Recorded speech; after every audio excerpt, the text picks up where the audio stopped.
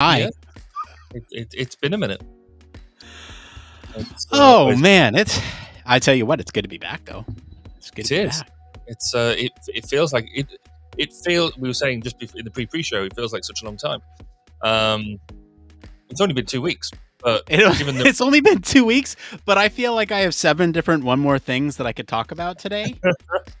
it's yes, there's definitely been things happening. Some exciting things too. Yeah. But we shall see. I've got some sad news. Uh-oh. I think we could share pre-show and forward it.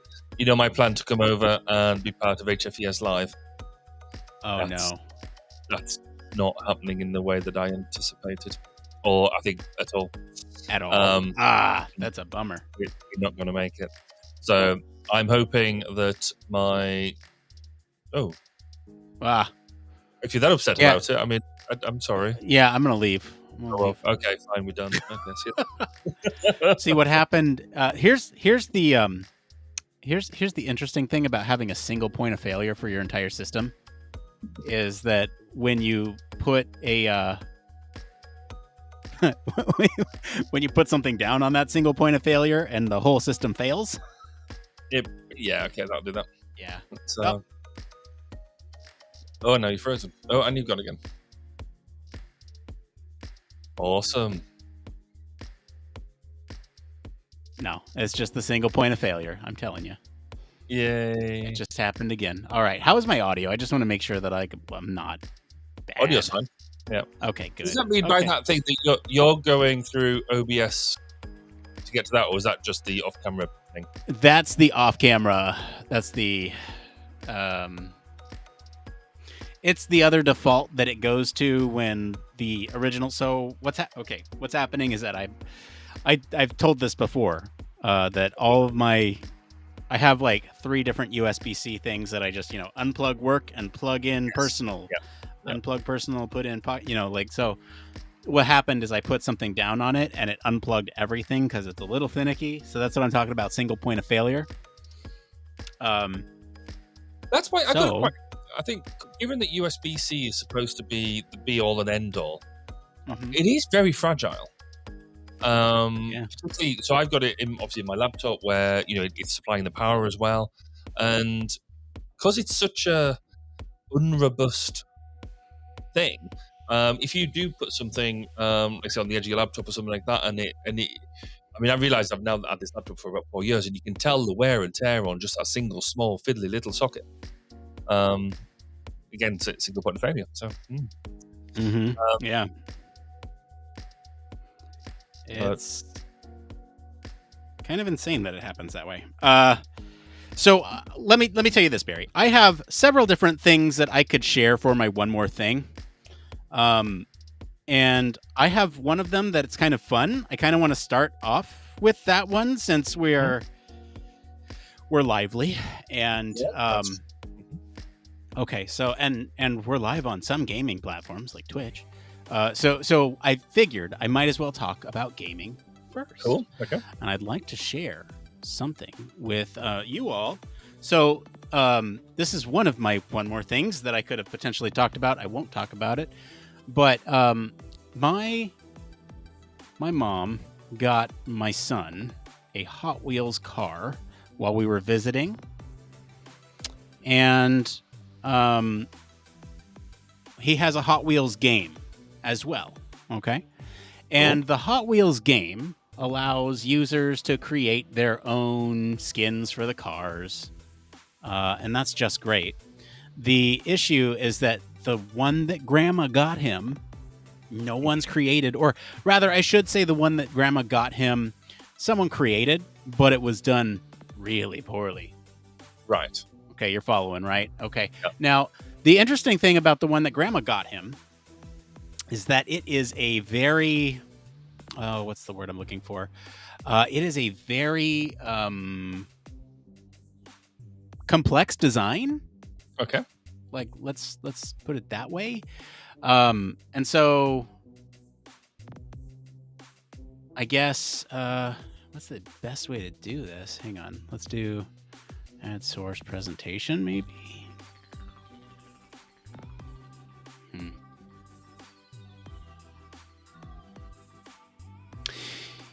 here's what I'll do.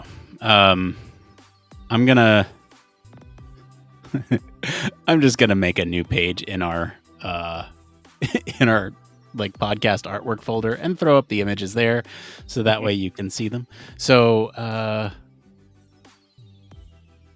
because part of it is like a dramatic reveal. Okay, right? So the story that I'm getting at here. Geez, long-winded way of saying this. The story that I'm getting at here is my son wanted the skin that Grandma got him in his game. Okay, so there, whoops, there you can see that is the here. Well, I could put it in slideshow mode, I guess. I don't know. So that's the skin. Okay, that's what we're looking at there. All right, you can see how complex this design is here. You can probably see my mouse cursor here. Look at all this. So you got. You know what? It's actually better to probably get out of this mode here really quick, just while because I am going to zoom into this thing, so you can like fully appreciate the detail here. Okay. I should have thought about this better before I started to. It's a good job. It's just the pre-show, not the main show. Otherwise, exactly. This would have. I mean, the reason this works for a pre-show is because of the visual nature of it, part of it. So you can see here, like, look, there's waves. This is a Malibu. This car is called Surf and Turf, and you can see, like, look at sort of the big waves. There's like 3 waves on this thing, a stylized palm tree, Malibu, California written in there, the Hot Wheels logo, a guy on a surfboard who's fallen off, sort of a volcano in the background there, mountain. And the interesting thing about this is that the tools that the Hot Wheels game gives you to customize this stuff is sort of like some basic shapes, like semicircles, squares. So like, trying to recreate this type of thing in that environment would be very, very difficult. Okay, you see where I'm going with this, right? My son wanted Grandma's skin in the game, and Grandma's skin was not in the game. So Daddy and son sat down and made Grandma's skin. And here's the grand reveal. Ready? This is a screenshot of the game. Whoa, do you see that? Look at that detail there. That's okay, cool. Not perfect. Not perfect, but here we go. The font is not great because they only had certain fonts, and I wasn't going to recreate every number. But look at that! Look at that! It's not bad at all. That's quite funky. Good job. Thank you. So that was that. And it's really funny because this whole thing took probably like 5 hours to do. Yeah, this is a photo of a video game here on the left. And this is the actual model there on the right. So you can see I spent a lot of time. Good job. You should be very proud of yourself. Oh, I am. And like, especially the right-hand side, like, I'm sorry to like do this, but there's just so much detail on that right-hand side that you just have to appreciate. So I'm going to zoom way in on this little detail there. So like, look at this. Okay. Just nice. The angle of the guy is a little wrong, but you wouldn't notice. There's a little bit of like a discrepancy here with the way that the mountain comes down and flattens out. It doesn't quite flatten out here, and I could add that in, but man, like, for what it is, he's not going to notice till he's 18. So no, he's not. For what it is, I am actually, and you can tell this one's not the real one because it's got fire here. Bit of a giveaway, yeah. And you can tell it's a little pixelated too. Anyway, that's one of the one more things that I could share. Again, that took a couple hours, and it was kind of fun to do because you were trying to find the right pieces of the thing that make it so where you can recreate this. And so it actually stretched my creativity a little bit by forcing me to find shapes and distort them in ways that made it able to do this. And like, you're looking at the final product here, but it's like a complete hack of a bunch of different components. Yeah. That just like, and that's a very close-up shot of the car in the game. Like from far away, it looks like an exact replica, right? Yeah, Again, we're like comparing very close up shots here. Anyway, that's something that I wanted to share. I thought that was kind of fun. That's very cool. You clearly need more hobbies, but there we go. Clearly. So, no, good job. I like that. Thanks, man. I appreciate the support. Who are you right now? You're not Blake. No, There you go. Okay. So, do you want to talk about Australia? Yes, let's talk about Australia. So, I had a really interesting meeting this morning with Sharon Todd, who is the president of HF ESA. SA. I had to make sure got that worked out. So, the Human Factors and Ergonomic Society of Australia. So, the sister organisation to HFES and CIHF, which is really cool. And we had a bit of a chat. A mutual friend of ours was doing or been doing a whole bunch of visiting conferences and people on the Southern Hemisphere. So a friend of mine, Professor Phil Morgan from Cardiff University, and he put us in touch, which was fantastic. So we had this call this morning, which was very, I think, late in Sharon's day, very early in my day, to make the hours work. And we were chatting away, and because they launched their own podcast, HF ESA has got their own podcast, which I think we need to try and do shout about a bit. And they spent a lot of time listening to our podcast, which is quite cool, very, very complimentary. That's awesome. And so we were chatting about that, and so I've invited you on to 1202 as to so we can get some interview thing, and then they're doing a conference in November, and so they were asking if we could promote it, if CIHF could promote it, and I was like, yes, if we do cross. And she was like, oh, and so she wants me to do a bit of a talk at it as well. Absolutely. Like, you know what you could do that could be really cool? So Nick and I last year did HFES, and we live streamed a day, and it was really cool. You got some of the keynotes, but then also we pulled out people for interviews. She was, oh, that would be amazing. And I've no idea how we do it, because we need somebody there. We need access to feeds and stuff like that. But if we could make it happen, if there's some way we could make it work, if you're game for it, I'll have a chat with Nick and see what we think. It might not be possible, but they're very keen. I think we could make this work. So we could try live streaming. It was both on different continents, and then on a different continent to where the actual conference is going on. How crazy is that? It'd be very interesting. I don't know what the coffers look like at HFESA, but it'd be great if we could both just fly out there and do it live. Yes. I mean, that's a problem with any of these things, right? Like the ability to get somewhere in person and do this would be awesome and amazing. Although that does kind of bring me to another thing that I wanted to talk about. Should I bring out the little goodies here? Because if we do start to do more of these in-person field on the spot things, we're gonna need the right like you could use like a little field media kit. That's a nice little setup. So talk us through what it is. Oh boy, do you want me to start at the beginning? If that's a sensible place to start, then go for it. Okay. Anyway, we've only got 15 minutes before we start, so just keep yourself there's not enough time. I feel like there's a larger discussion around this kit, an actual like heavy amount of research and design and UX ability went in to creating this kit. Okay? Cool. I've done the research for you all. If you are a UXer or a human factors person that wants a mobile usability capture media kit lab thing for under $1,000, and compact. That's the other thing. This whole kit fits within this. And you can see this is like the size of two of my hands side by side. The whole thing fits in there. Nice. Okay?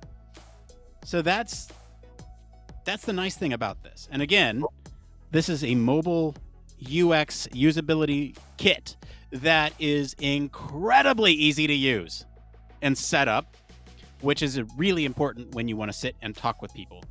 And it's actually fairly versatile too. So rather than this can be a preview because I think this might be my one more thing this week. Actually, Okay. my actual one more thing this week. This is a preview. You can see it's made up of many different components, and like each one of them has its purpose, and it's so compact. It's so compact. Okay. Yeah. So this is where my passion as like a media guy comes in too, because like the audio recordings are incredibly important for capturing qualitative data. Okay. Therefore, mics are incredibly important too. Lav mics, especially, that can block out extraneous sounds like warehouse sounds, was incredibly important to me. So again, lots of research went into this. I'm thinking about putting together like a kit list so that way you could just add everything to your Amazon cart and just buy it. Because like seriously, we're looking at like $700 for this whole kit, Right. and it all works. It all interplays. And again, like if you don't, there's a lot of like heartache that you would discover along the way that I did to get to this point because of some poor design decisions that I'm going to call out, that I've worked around in really great ways. So, all that to be said, the mobile media kit, check that thing out. So actually at its base, I'll just walk through the components really quick, and then I'll talk through everything later in the post show. So you have just like a selfie stick, right? Okay. Basic selfie stick. If you wanted to add on, a little tripod attachment, I was about to ask, is there a tripod with that? Yes. Perfect. You could. The main, so the primary method of capturing data is obviously the audio. It's the most important piece. Okay. This is super easy to set up. All you have to do is turn it on and hit record, and then mic in, and then you're good to go, right? Like that's it. So on, it sets up. You're already plugged into the mic over here on this side. You're already plugged in, right? Hit record, hit line in. You're good. You're recording. Okay. This is the receiver for the lav mics. The lav mics, so you're already walking in, you hit record, and then you hand them the lav mics. And the nice thing about these lav mics is, they connect automatically. It's off right now, the receiver. But if I turn this on, the lav mics connect automatically. Yes, you which showed us means that's really I cool. showed you this last time, right? So that's on, right? I'm going to take the lav mic out of its case. It'll connect automatically, and it'll go right into this audio recording device. Okay. It's nice. Great. I love it. So all you need to do is like hand this to them, and you can start talking, and it's already recording what they're saying. So that's nice. Okay. Now here's the third kind of kicker piece. If you need to capture video of whatever it is that you're looking at, right? Like let's say there's like a complex task that they are working through in the physical space, or you want to capture a workflow on a screen, and you don't necessarily have screen share technology available at your disposal, then that's what this GoPro here is for. Okay, this GoPro is what everything mounts to. I got an audio splitter on here, so the audio feed then goes from the lav receiver to the audio kit and the GoPro simultaneously. So you can sync it up. So the audio is synced up. If you wanted to just show somebody the video, you can just show somebody the video. You can also just show somebody the like transcript or audio or whatever else you're capturing. The GoPro is probably the trickiest piece of this to get right, and I have a lot of strong words for GoPro because of this poorly designed. Okay, can I just walk through how poorly designed this is really quick? Okay, I guess I am doing the whole thing right now, but look. So here's the thing. Okay, right? Single point of failure. Again. Oh my god. I gotta stop putting stuff down on my table. Yeah. That's bad. That's like what, 4 times tonight? Okay, let me just talk through GoPro. Okay. So now the camera's gone completely. Oh geez. All right, hold on. It's all coming back. Just give it a second. Give it just a moment here. And this is exactly why we have a pre-show. This is exactly why we have a pre-show, because once we go live, oh my God, come on. His mistakes.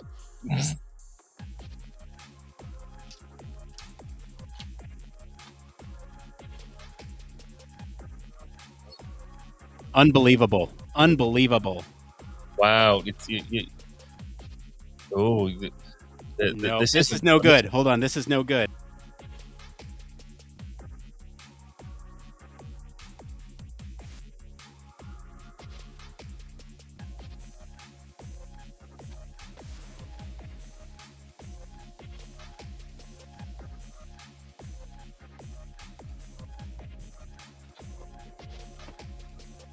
Okay, am I back yet? Can you hear me?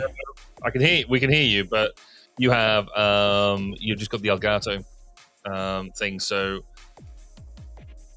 you need to have your because you go through the virtual cam as opposed to the physical, as opposed to live cam, or you need to run the camera hub.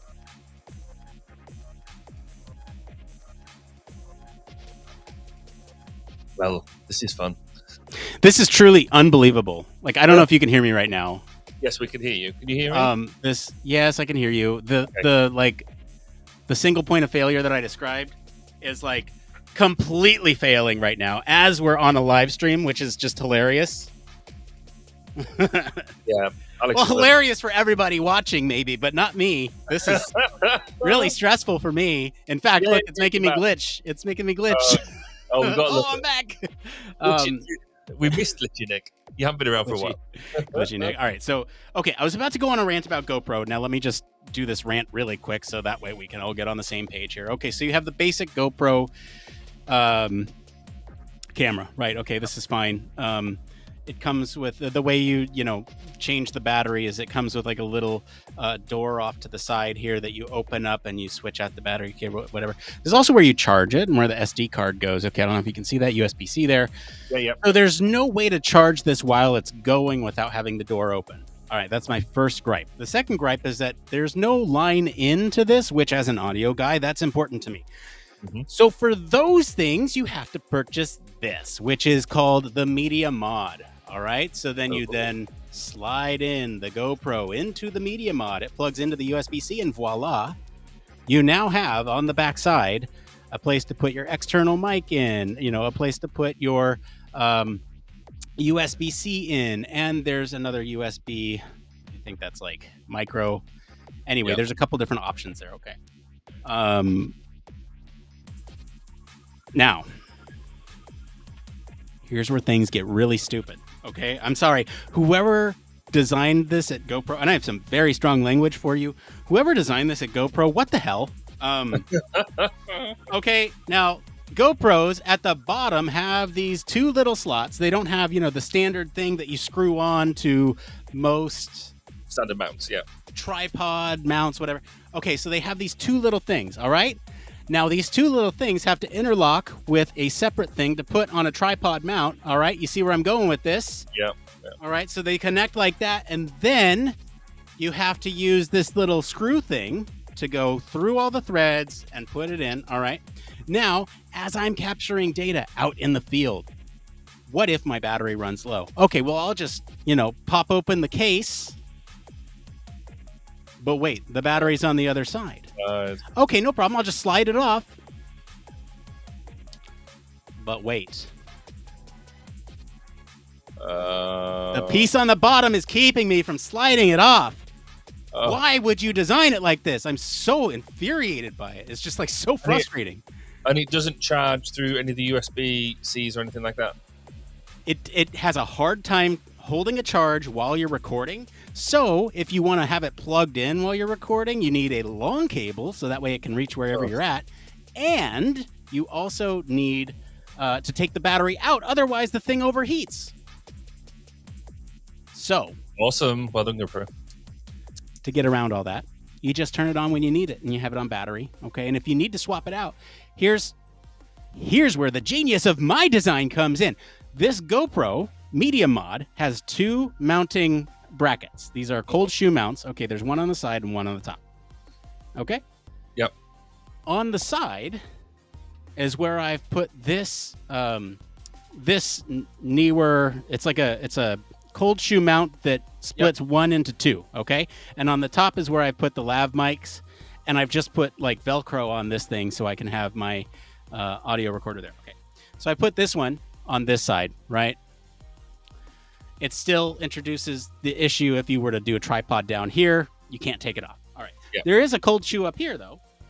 And so I've bought a cold shoe adapter for the tripod, and I put the cold shoe mount up at the top there, which means if I need to change out the battery, all it is just take this down, and now that these stupid things on the bottom are not in the way, you can take it out and you can take it out, replace everything as you need to, come back, put it in, set it. There's so many problems with this whole setup that I've worked through that you just need to appreciate. And of course, the GoPro settings, you need to rotate the image 180 degrees, so that way it's, when it's recording upside down, it's actually right side up. You need to set it up so that way the mic is the correct input on both of these devices. But once all that setup is done, you have a mobile media UX lab that you can capture so much data with really quickly, really easily. I'm super excited about it. You can tell I'm very passionate about it because I sat here and talked about it for 10 minutes. But I can't tell you how much research went into all these individual components, and the fact that they interplay so nicely and collapse into the smallest profile that I've ever seen for a mobile UX lab. That seriously, I'm holding all this in my hand, and it's an entire media capturing thing. And this is 4K video, so if you need to get up super close, that's why I have this selfie stick, which by the way, it actually expands and retracts. So if you need to get up close to something, boom, oh wow, well, that's a proper job. Yeah, you got reach. Okay, so lots of research into this thing. You feel better for that now that you got it off your chest? A little bit. I still want to put it together in a list of stuff for people to just if they want to do this, I will make look, if this is interesting to any of you watching or listening later, if you want a guide on how to do this for under $750, and the settings and everything, I will make that guide as a valuable resource for the community, because I truly value good data capture and quality. And so the mics that I'm using, the recording device and the storage solutions, again, it's all lightweight too. I think it all weighs less than 3 pounds, which is important as well if you're just certainly doing a lot of stuff. I mean, weirdly, I'm going on trials in 2 weeks time or 3 weeks time. Some really exciting trials, actually. I'm really looking forward to them. And hopefully I'll be able to share some pictures when I get back. But it's hopefully then this will I need to create a bit of a setup myself for, thankfully, be mostly visual rather than, I don't think I need any audio with this. So we'll see what we do. But yeah. So here we go. So given that you've taken up all the time talking about your new setup, is there anything else you need to be happy with? I've rewritten the start of the story because I thought that the AI didn't actually capture the point of the story at all. Okay, great. I'm glad that you did. No, that's it. That's we'll figure this out now. This one, we didn't even preview the story tonight because I went on a ramble about GoPro, and it's anyway. Oh, we do need to. In a minute, we need to go to Patreon and preview next week's stories. Yeah, we do. We'll do that in the post show. So stick around if you're watching live. We'll have a post show right after this, and we'll talk about what's potentially coming up next week. Awesome. Okay, so those are two of the one more things. The last one more thing that I could have potentially talked about, I got a Steam Deck too, and this is a whole other. Oh, you've already done the Steam Deck as one more thing. Did I? Well, I did I did the initial impression. Now I've had it for a couple weeks, and I can tell you the gripes I have with it and the things that I really enjoy about it. But yeah, it's here, and I got it on camera this time. I made sure. Cool. Well done. All right. Well, hey, should we just start early? I feel like we're just starting early with a bunch of stuff. Should we just start Well, early with this too? that means that we'll finish early, which means I get to go to bed sooner. Yeah, I'm in. All right. Now our software that we use to do all this stuff has changed dramatically. So I got to find out where the button is, and as soon as I find that button, I guess you'll find out because it'll.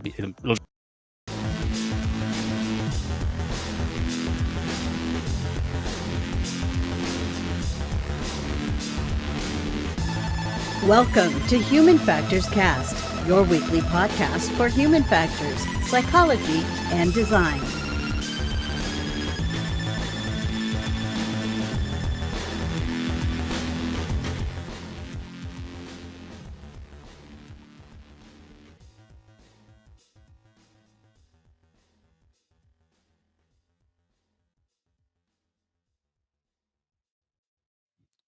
Oh, it's good to be back. This is episode 289. We're recording this episode live on July 27th, 2023. This is Human Factors Cast. I'm your host, Nick Roome, joined today by Mr. Barry Kirby. Hello, and it's good to be back. It feels like a long time since we've been here. Barry, I missed you. I'm sorry. It's been so long. We do have a great show for you all tonight. We're going to be diving into the Titan, the submersible that imploded, and all the human factors issues going on with that, and how human factors played a role in its failure. Later on, we'll be answering some questions from our community. We'll discuss how to handle feeling ignored and undervalued as a UXer on a struggling team, the current job market, and advice for UK researchers looking to move to the USA, Barry, and just kidding, and tips for making your resume attractive to the space industry if you're a human factors engineer. But first, let's jump into some programming updates and show notes here. If you were unaware, we were off last week, but I did post the HFES town hall in our feed. So if you haven't had a chance, go listen to that. Some really great information over there. A lot of great folks breaking down the latest from the society. Barry, what is the latest going on over at 1202? So at 12:02, we've got the long-awaited, because this has been a long time in the, not so much the making, but in the clearance of, an interview with Trevor Dobbins, who is a human factors integration lead, or human factors lead at RBSL, which is a company in the UK that is producing land armored vehicles. And so Trevor talks to us about his background and how he's doing HFI, or human factors integration, on the latest land armored platforms, some of the challenges he's facing, but also some of the cool ways he's using other tools and techniques in order to achieve the approvals and the amount of rigor that you need to get into to be able to sign a lot of this sort of stuff off. So been a long time in the waiting, but well worth a listen. So I thoroughly encourage you all to go and have a listen to that. Yes, please go listen to that. And while you are downloading that, you can listen to this next part of the show. We'll get into the next part of the show. So why don't we do it?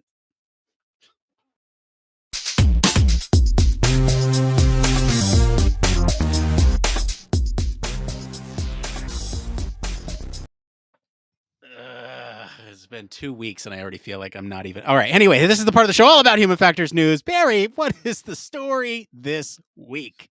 So the story this week is about the Titan disaster, Stockton versus Scott, and a tale of human factors in failure. So on June 22nd this year, just over a month ago, the Titan, a submersible operated by OceanGate Expeditions, imploded whilst on its way to the Titanic wreck. All 5 passengers on board were killed, including the CEO of the OceanGate, Stockton Rush. The cause of the implosion is still under investigation, but there have been reports that the sub may have suffered a structural failure. The article that we're referring to tonight compares the recent tragedy with the Titan submersible, led by Rush, with that of the Antarctic expedition led by Robert Falcon Scott, which also ended in tragedy in 1911.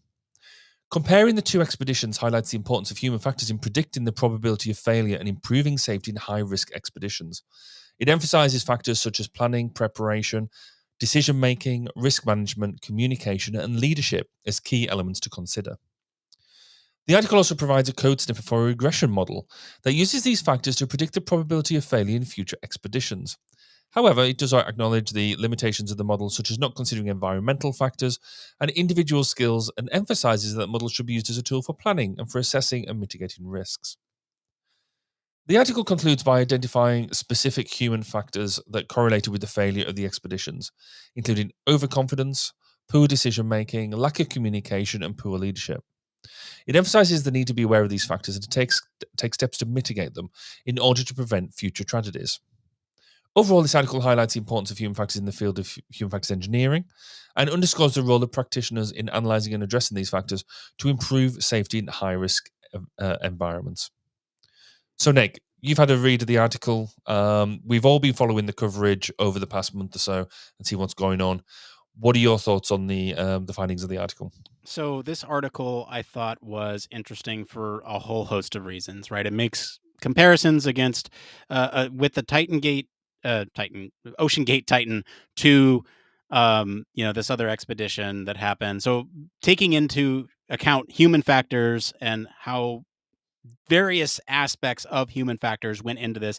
It also provides that regression model for as a resource. So I thought there was a lot here in the article that's a useful piece for the community. I think my guess is that people want to hear us talk about the sub and the human factors with the sub. So I think for the show, we'll focus on that piece. For me, I've been thinking about how to tackle this episode for weeks, and truthfully, I'm still at a loss on how to even begin. This story has given me nightmares. And truly, I want to do the human factors piece of this whole story justice. It's obviously tragic. Folks lost their lives during this. It's hard to talk about, and there are still details being discovered about what happened. And so, like, any information that we present tonight may be outdated in the future. And I think Barry has a larger sort of disclaimer here when you're going to go. But I think this does open up a larger conversation about risk, safety, regulations, and human factors' role in all of those things. And so, in short, I don't know where this conversation is going to go tonight. And I am really interested in finding out. So, Barry, what are you thinking about this article? So, as you say, yes, the first thing I want to really say is for us to all recognize, you'll have noticed normally we have a bit of laughing and joking going in through the story. That's not happening tonight because this is an ongoing investigation into what's gone on. And our takes here, I get they're based on the public information that is available and has been available. Neither of us are experts in deep sea naval architecture and engineering, though I have had a small amount of time working on submarines. So from that perspective, I do find this particularly interesting. And so we will focus on the human factors aspects.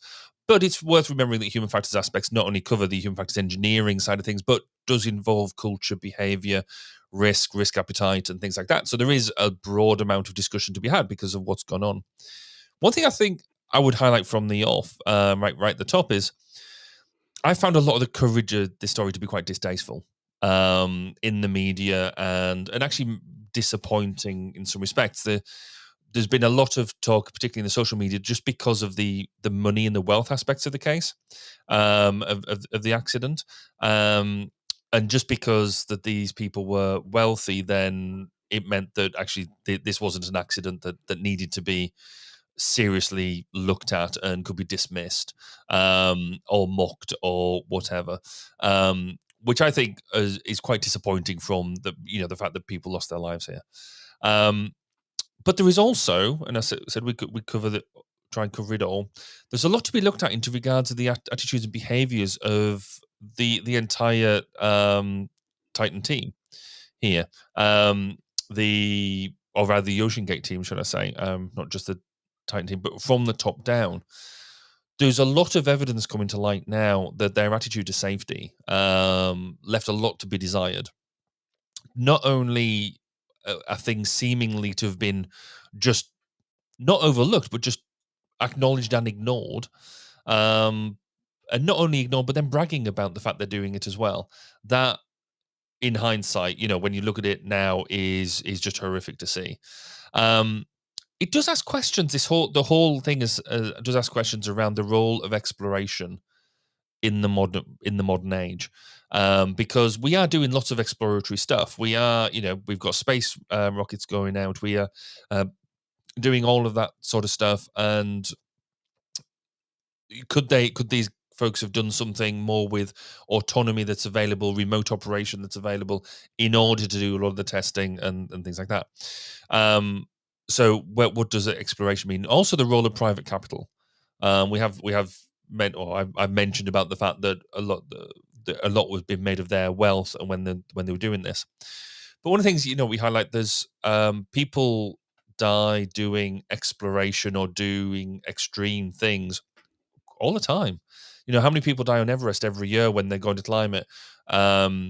Which clearly, I mean, that has its toll. But then this clearly captured a bit of our imagination. I disagree with the conclusions on leadership, I think. Yes, where they were led wasn't brilliant, but actually there's an argument here that actually the leadership of both characters involved, because again, we're talking about this, but there's but where we compare Stockton and Scott, both their expeditions ended in failure, but these two people clearly led and inspired and got people to follow them, despite almost the arduous conditions that they were going through. So there's an element around that. So I've waffled on about my immediate reaction. Nick, where do you think? What aspect of this would you like to explore first? Oh, I genuinely don't know. I think for me, the most interesting aspect of this is the disregard for regulations and sort of the expert opinions here by many in the submersible community. And so I guess the larger question of what role do regulations play into something like this, where you're right, people do die on Everest, but for me, I think this lands a little bit differently, because unless you are taking a private charter to Everest and having a Sherpa take you up there and care for you, if you were to do that on your own, yes, of course you'd die, because you don't have the experience, potentially. You don't have the resources that you may or may not be aware of to go to the thing. Now, here, I'm going to treat it more like you purchase for an experience, and I'm going to take it from the maybe consumer protection perspective, because us as consumers, we should be protected. And in the case of this sub, the consumers were not protected. And I think this leaves a lot to be explored when it comes to these regulations, because they exist for protection. All right. The CEO kept referring to this as an experimental sub. Mm-hmm. He was very clear about it being experimental, but I don't think. I think there was sort of this hype around being caught up in the fact that you're actually going down to Titanic. And I don't want to say that safety precautions weren't taken, because they did have some safety precautions. There's a YouTuber out there who shared his experience about going into the sub, and albeit it was just like a smaller, shallow dive in comparison, but it was presumably one of the last few before the sub imploded. And there were safety measures being taken there. I mean, they were measuring weight before getting on. It's not like they were it's not like they weren't being smart about it, but they weren't being particularly rigorous about it, I think, is my sort of assessment of the situation. The weather situation actually scrubbed that dive that I was just talking about with the YouTuber before they went down all the way. And a couple dives were scrubbed because of weather. And so to me, it's not like they weren't taking safety into consideration, but was it as rigorous as other industries? No. We're talking about a carbon fiber shell a tube of carbon fiber for this thing, and people make jokes about it being glued onto the cap, right? And the idea is that the carbon fiber was cheaper and it was used for uh, airline construction, and they used it and repurposed it for a submersible, and that had never been tested before. And there are some, as we've all become experts, there are some really interesting differences in the way that carbon fiber is structured at an anatomical level versus titanium.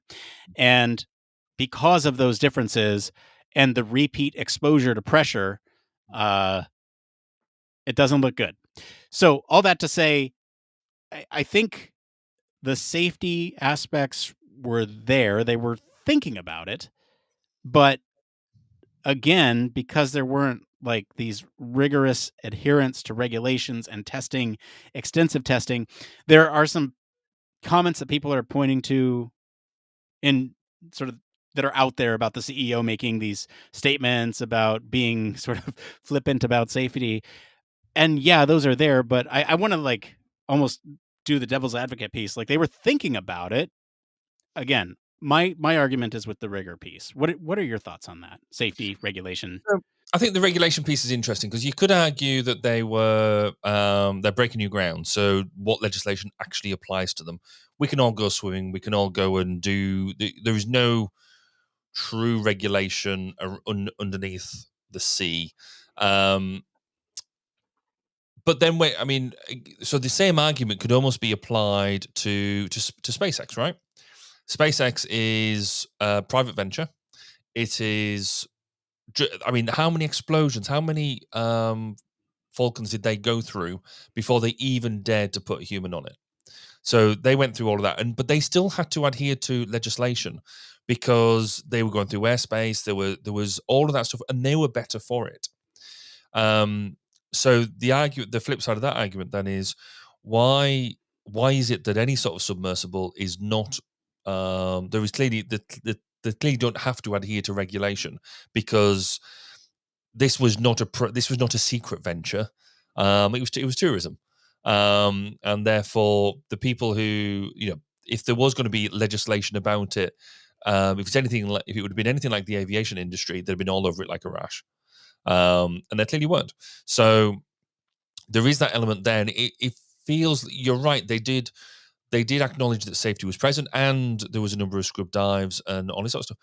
It is interesting though the point you raise around there was no tourists on the submersible.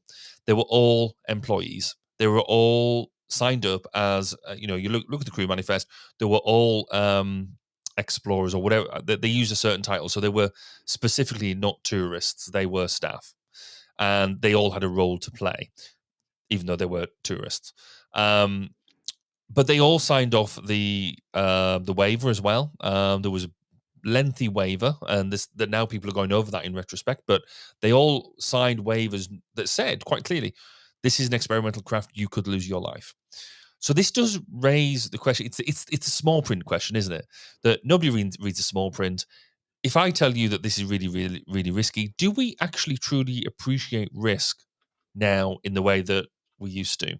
Because if we turn around and say this is risky, do we now? I kind of got the feeling that, and I've seen this sort of reinforced elsewhere, that we turn around and say, right, this is risky. Sign your life away, literally here, and we don't take that seriously anymore. We sort of turn around and say, oh, they've got to say that. It's that health and safety stuff, isn't it?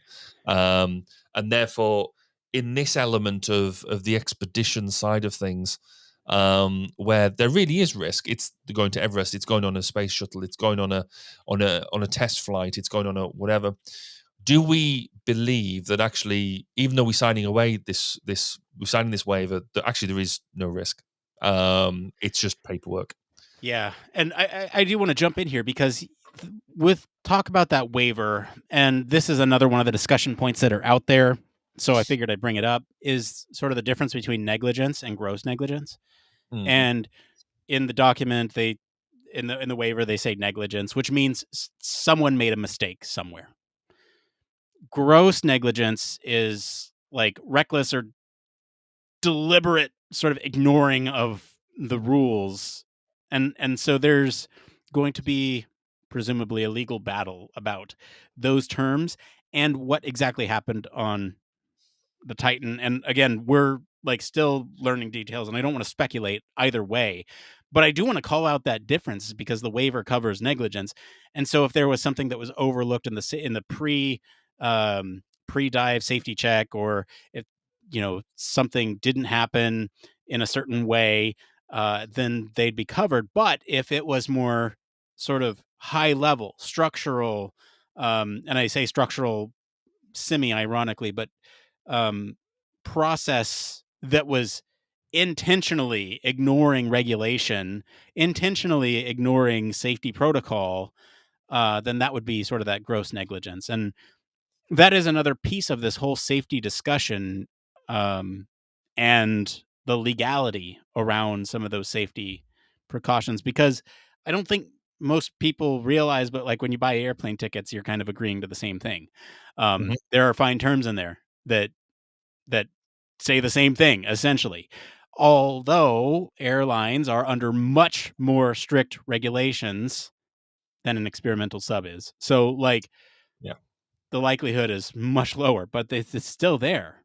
So, I mean, so on the, I guess let's get into this bit about the you mentioned the carbon fiber, the use of carbon fiber, and also just that physical design, because there was elements of the design that apparently had been proven to, so that the nose cones, or the visualization panel, was not rated for the depth they were going to. It was rated for a depth of I'm going to say 1,000 feet. I think it was slightly more than that, but not the 4,000 feet that they were right, going to, or they were anticipated. So, I mean, that is a wanton disregard of the capability of the stuff that they were doing. Also, then the use of carbon fiber, they had a safety expert working for them who turned around and said, "Whoa, hold on, this isn't safe. This is not what it's made for. I've got real problems with you using carbon fiber in this way." So they sacked him. They dispense with his services, and the way right, that they've dealt with that is, rather than looking at saying, going into the research and saying, "Oh, actually, is carbon fiber um, the right material?" They then produced another safety system to listen to the cracking of the hull, to determine where, so an acoustic system to listen to the cracking of the hull to see if, so it would alert if it could hear the cracking, and therefore they could do something about it. However, as some other analysis has highlighted, that cracking would happen milliseconds before um, anything dangerous happens, as we now find out. It's an interesting so as I said, I've got quite a few friends who are submariners, and what was really interesting was the whole attitude piece. Certainly within the time that the recovery was going on, and the immediate future, um, very few of them submariners were actually throwing any shade, any blame, or anything at what was going on, because they've all faced the common enemy, which is the sea. And so that was firstly really poignant, and there was lots of sharing of hope and that type of thing amongst that community. But equally, there was also, afterwards, I've seen analysis come from them, from their first-hand knowledge of being submariners and things, and some of the stuff that they've highlighted around having, the way that hulls have designed. Almost every country designs a submarine hull in the same sort of way of having an outer hull and inner hull, pressure hull, and open spaces, because that's the safest way of doing it. Um, and some design, airplanes all look kind of the same. They've all got wings and a central piece, because that's the way that they've evolved. They've got nuances around them, but that's the way it's happened. And this moved away from that. In the materials they've used, but I think the point that they were making is their materials have evolved for a reason. And so, yeah, I kind of wanted to highlight that point. That whole community piece was really interesting to see. As I mentioned, that the person who raised the issues was sacked. And so and with amongst some of the other things that we've said, really digs into the culture of the organization. And this is where we can go back and talk about leadership as well, because whilst he was clearly leading an expedition, actually he was in the submersible. He clearly believed in it. He clearly was willing to do the whole put his life on the line thing, literally, because he believed in what he was doing. That was evident from, just basically the way that they've run it. But where was the responsibility within the rest of the organization? So there must have been a board, there must have been other people within the business. If one person is raising a safety issue, where was everybody else saying, hold on a second, why could nobody feel that they could also either back up the safety issue, or they just went along with the leadership? It does make you wonder a lot about the culture, whether it was a sort of a just culture, a safety driven culture, or the flip side could be true. Is it just an acceptance that you can't have innovation without risk, and therefore you're not going to go and do cool things without taking significant risks, because when you take significant risks and they're overcome, you get significant reward. So where do you fit on that innovation versus risk bubble when we're talking about exploration? I don't know. I'm a homebody. I don't like risk. So like for me, I'm going to want to do my research before I go into a place, and just winging it rarely works for me. In my personal life, in my professional life, in podcasting, just winging it rarely works. When it does, it's nice because you haven't done all the prep work and you're still reaping the rewards.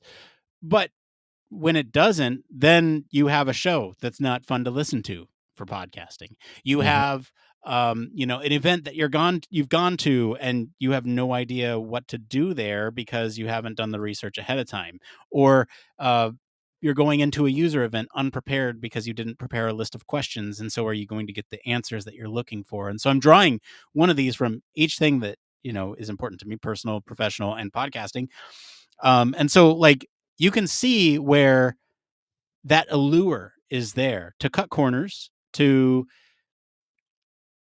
sort of innovate. And I'm going to say cut corners when it's really like ignoring sort of the rigor. I'm going to keep coming back to this piece because this is what I keep thinking about. It's like, if you had just stress tested the carbon fiber in a lab environment, then, and done this repeatedly under that same PSI, you would have seen that this is not something long-term that you can do. And to take people down in that sub, knowing, or I guess the flip side is not knowing what would happen under that many exposures to that pressure, is irresponsible in my view.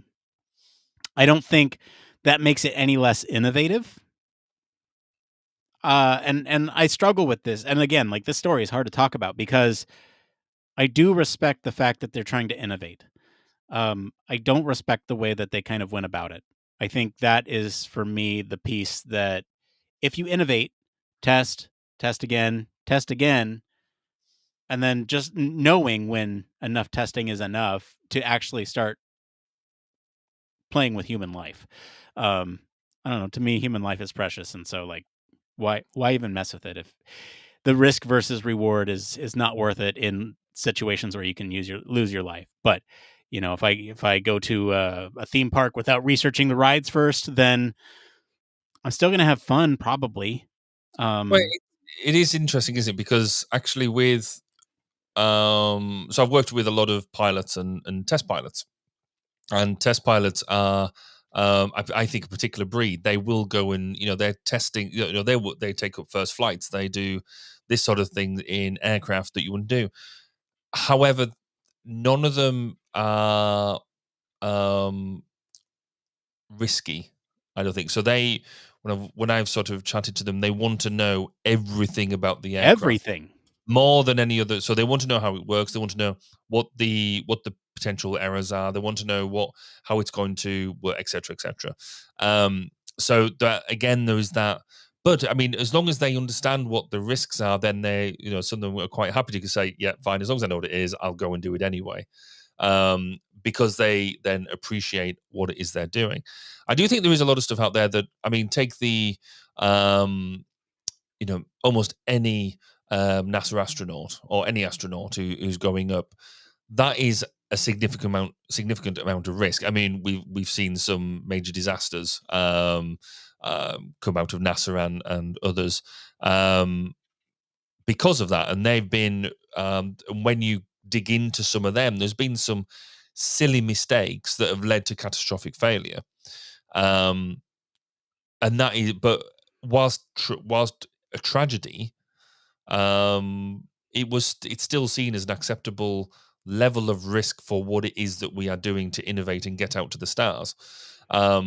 And yet we know more about space than we do know about our own oceans, just because of the depth of what it is that we're doing. So we could argue that the level of risk, I think, is to do something different and cool. I can see there are people out there who quite happily do that, because without high risk, high reward. I don't think me and you are the world's biggest risk takers. No.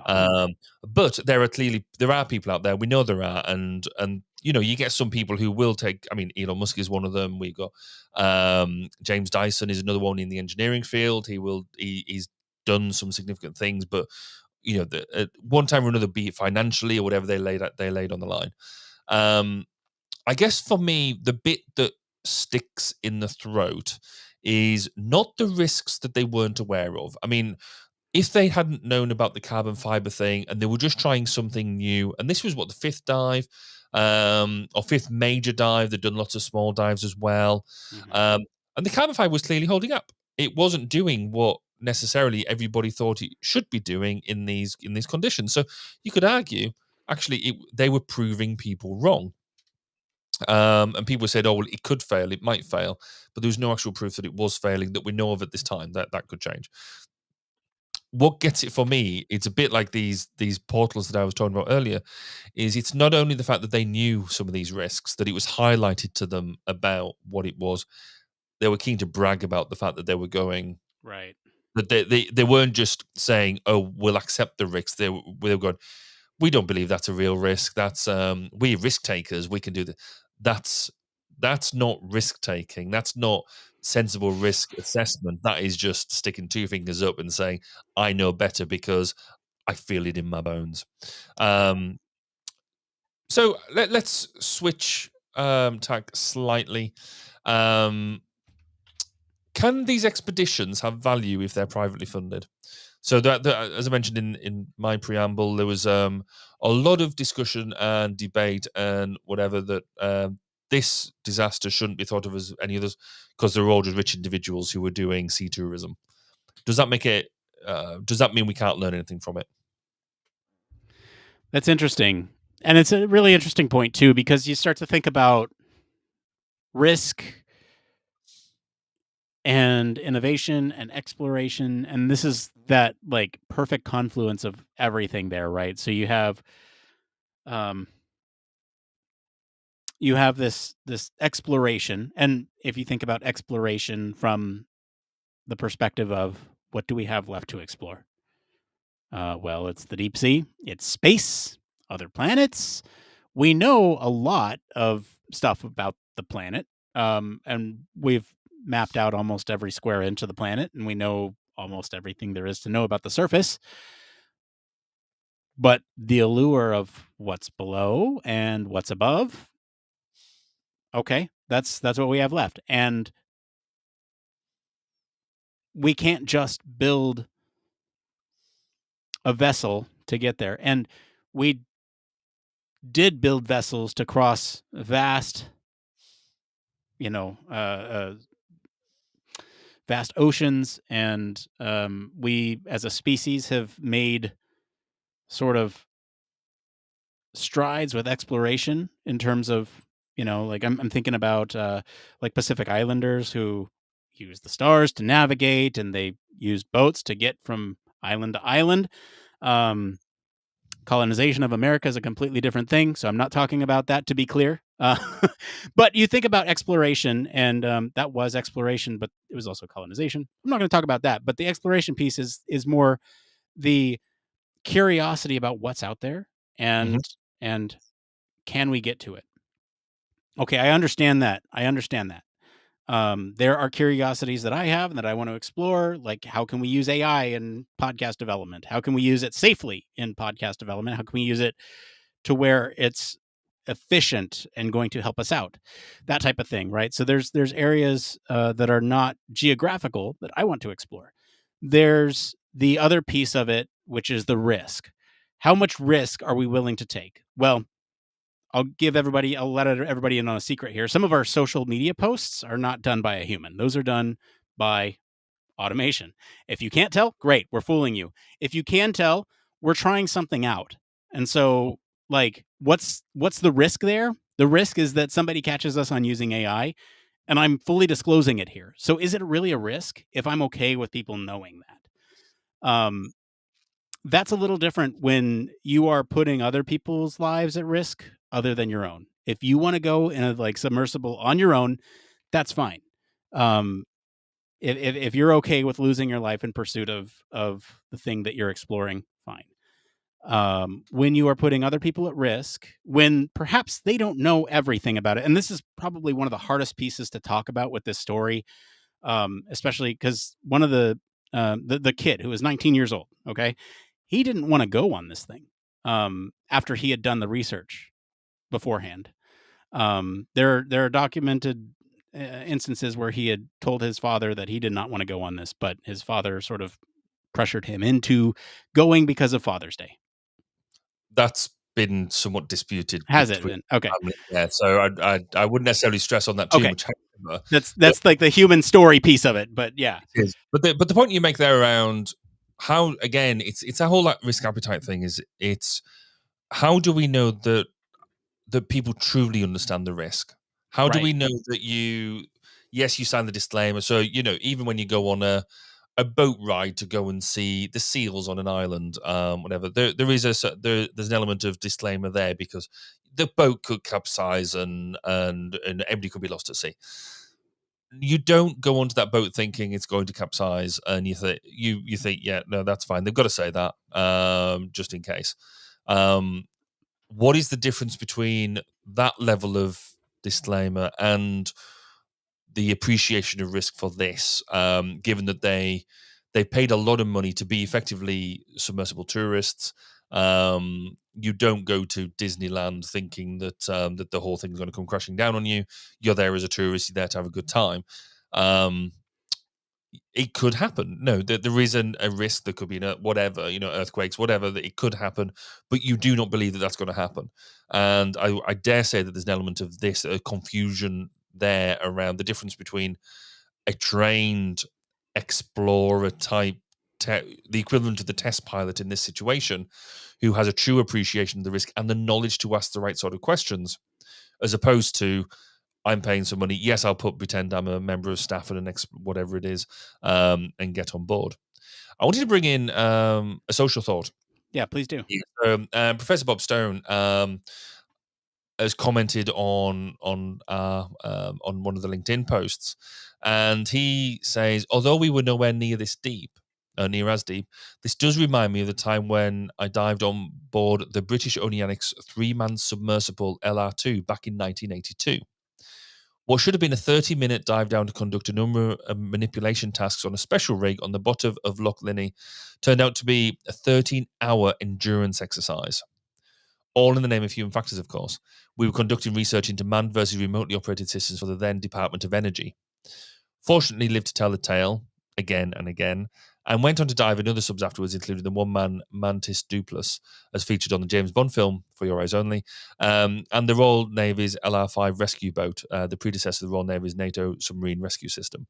Great experiences, but a first-hand example of what could easily go wrong. I mean, again, thankfully Bob lived to tell the tale, but again, that's not massively dissimilar. You go down on to conduct an experiment, expecting to be out for half an hour, and you're still down there 13 hours later. that's got to get the blood pressure up a little bit. Oh yeah, I can Um, imagine. it would be Yeah, interesting in our discussion if we could have got Bob on to talk us through what his appreciation of risk was at the time. yeah, it really would, because like I'm through the eyes of somebody who's fairly risk averse. And to sort of get back to your original question of, do these things have value if they're privately funded, and the whole risk aversion piece, to me, they have value because other people are risking their lives for knowledge. In this case, I don't know if that risk was worth the reward, for all of us. I think it was tourism. We know almost everything there is to know about the Titanic at this point. We've done plenty of maps of the sinking. We have an appreciation for how it sunk.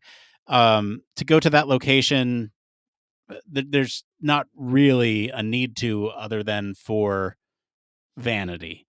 Um, and so if this was done in pursuit of something more meaningful, and I hate to say that it wasn't meaningful that they lost their lives for, I think we could be having a very different tune, right? If, oh, this Ocean Gate sub went down, it was finding all these new creatures at the bottom of the ocean with this very experimental instrumentation, and they were doing it very cheaply and, ignoring safety. But look at all this knowledge they brought back.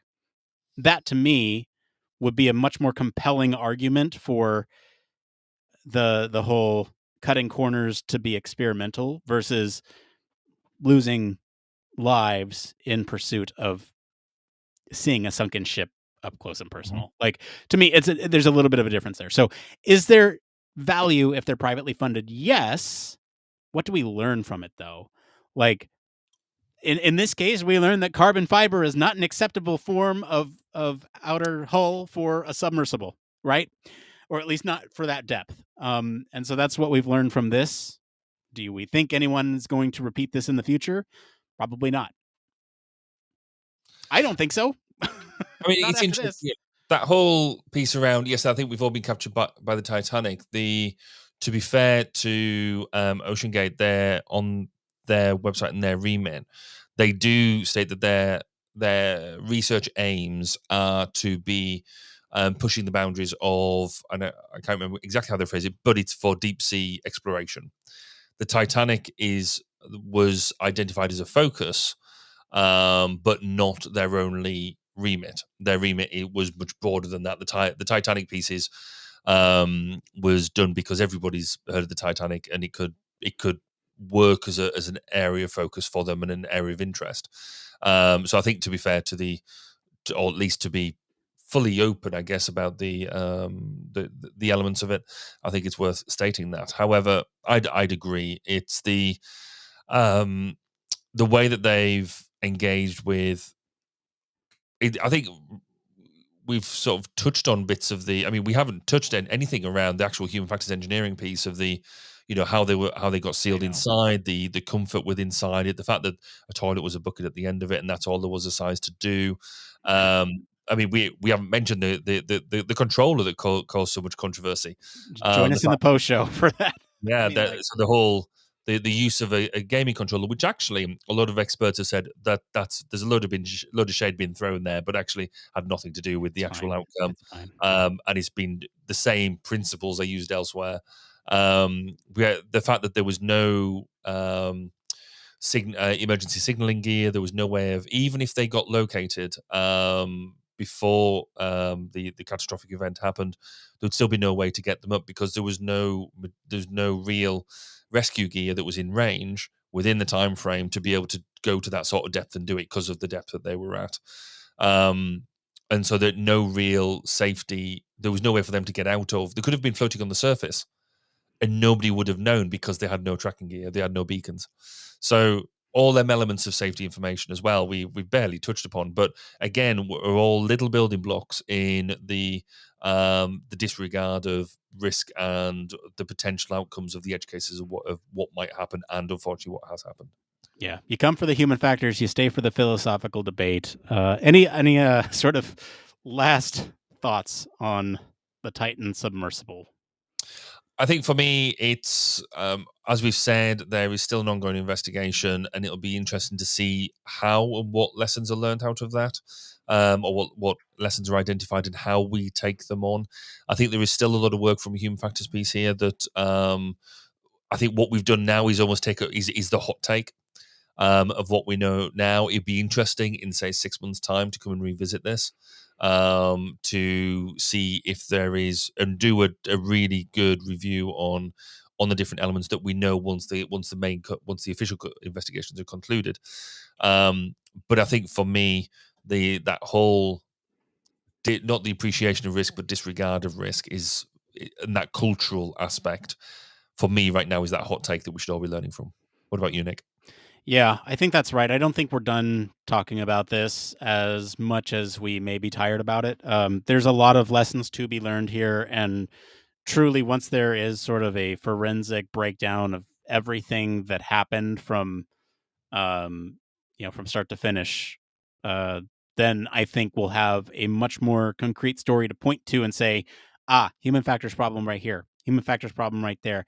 Right now, it's all based on speculation and rumor, and so we don't typically like to do these stories, but figured that there was enough information out there that we could at least have the safety chat. And so again, hopefully we did this justice. Again, like, this happened just a month ago at the time of this recording, so there's still a lot that we can learn. Like, imagine where we're going to be at a year's time from now. So um, that's the story. If you like the story, we want to thank our patrons and all of you for selecting this topic. And thank you to our friends over at Medium for our news story this week. If you want to follow along, we do post links to all the original articles on our weekly roundups and our blog. You can also join us in our Discord for much more discussion on these stories and much more. We're going to take a quick break. We'll be back to see what's going on in the Human Factors community right after this. Are you tired of boring lectures and textbooks on human factors and UX? Well, grab your headphones and get ready for a wild ride with the Human Factors Minute podcast. Each minute is like a mini crash course packed with valuable insights and information on various organizations, conferences, usability methods, theories, models, certifications, tools, and much more. We'll take you on a journey through the fascinating world of human factors, from the ancient history to the latest trends and developments. Listen in as we explore the field and discover new ways to enhance the user experience. From the Think Aloud protocol to the critical incident technique, focus groups, iterative design, we'll make sure that you're the smartest person in the room. Tune in on the 10th, the 20th, and the last day of every month for a new and interesting tidbit related to human factors. Don't miss out on the Human Factors Minute podcast, your ultimate source for all things human factors. Human Factors Cast brings you the best in human factors news, interviews, conference coverage, and overall fun conversations into each and every episode we produce. But we can't do it without you. The Human Factors Cast network is 100% listener supported. All the funds that go into running the show come from our listeners. Our patrons are our priority, and we want to ensure we're giving back to you for supporting us. Pledges start at just $1 per month and include rewards like access to our monthly Q&As with the hosts, personalized professional reviews, and access to the full library of Human Factors Minute, a weekly podcast where the hosts break down unique, obscure, and interesting human factors topics in just 1 minute. Patreon rewards are always evolving, so stop by patreon.com/humanfactorscast to see what support level may be right for you. Thank you, and remember, it depends.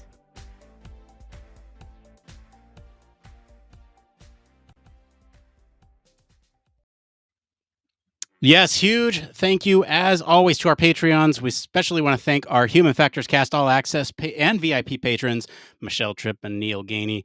We truly appreciate your support and truly couldn't do this without that support.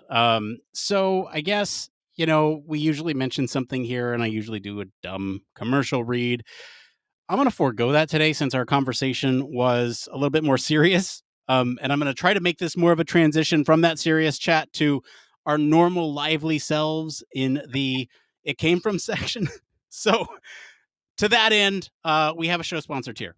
If you want to help support the show even more by becoming a show sponsor and get your stuff out there to human factors practitioners, let us know. It's on our Patreon. Go do that. End with a memorable one-liner or joke. Because when it comes to reaching professionals like you, we're not just a podcast, we're a show-stopping extravaganza of awesomeness. All right. Well, that's a bad one-liner, so we're going to go ahead and get into It Came From. It came from.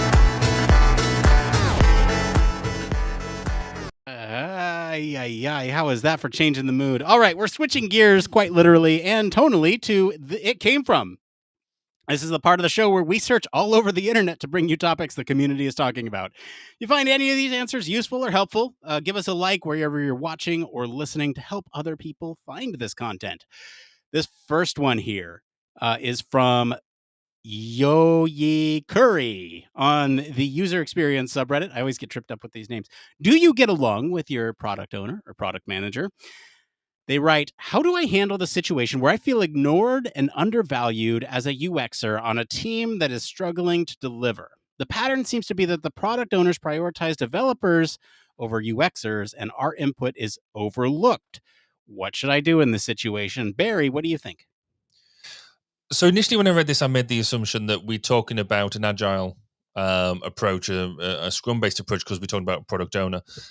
So my initial gut feel is that you need to go and give the Scrum Master a kick, because that is exactly their job, is to make sure everybody's got equal engagement, and to get because that's their job, is to get the value out of the team.